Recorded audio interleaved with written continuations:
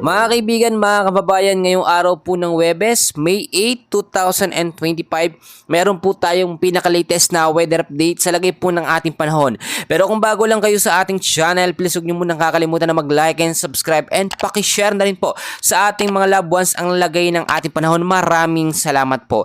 Sa kasalukuyan po, meron po tayong low pressure area pa rin na minomonitor na nasa loob po, no? Ang ating Philippine Area of Responsibility.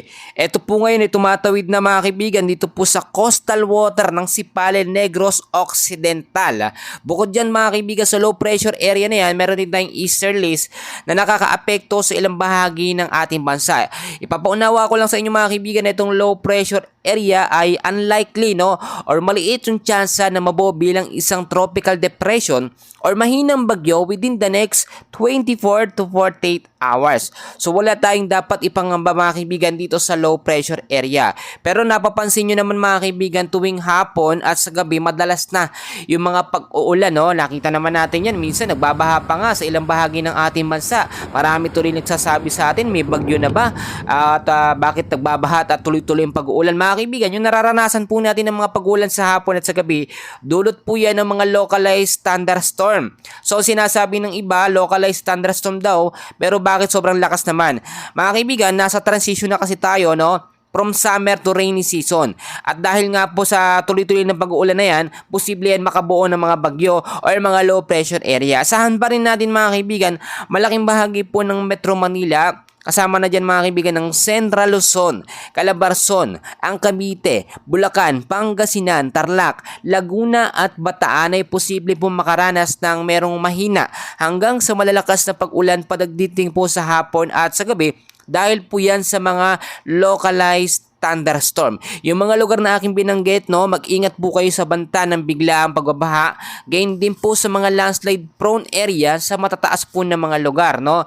Dahil nga po mga kaibigan, papasok na rin ang tag-ulan at patapos na ang summer, inaasahan po natin ngayong buwan po ng Mayo at sa mga susunod po ng mga buwan, no, ay posible nang may pumasok na mga bagyo sa loob ng ating bansa. Pero patuloy pa rin natin yung imomonitor. So marami nagtatanong dahil nga po ngayong Mayo, ine-expect natin na posibleng isa hanggang 2 bagyo ang pumasok sa ating bansa. Pagdating naman ng June mga kaibigan, 1 hanggang 2 bagyo din. Sa July naman, 2 hanggang 3 bagyo naman ang posibleng pumasok. Sa Agosto, 2 hanggang 4. No? Setyembre, 2 din hanggang 4. October, 2 hanggang 4 din po na bagyo ang posibleng pumasok. So marami nagtatanong sa atin, bakit sunod-sunod ang mga bagyo na posibleng pumasok sa ating bansa? Alam nyo mga kaibigan, no? Base na rin sa mga nakaraang mga taon, ganyan na talaga ang sequence ng pagpasok po ng bagyo sa loob ng ating bansa.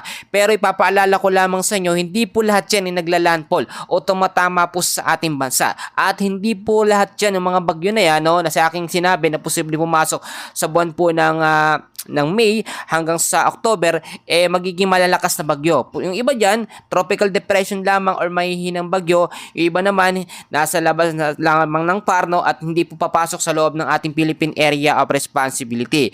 So tuloy-tuloy tayo mga kaibigan, meron pa rin ho tayong forecast weather condition, no? So makinig kayong mabuti dahil itong mga lugar na aking babanggitin, posible po makaranas ng mahina hanggang sa posibleng malalakas na pag-uulan.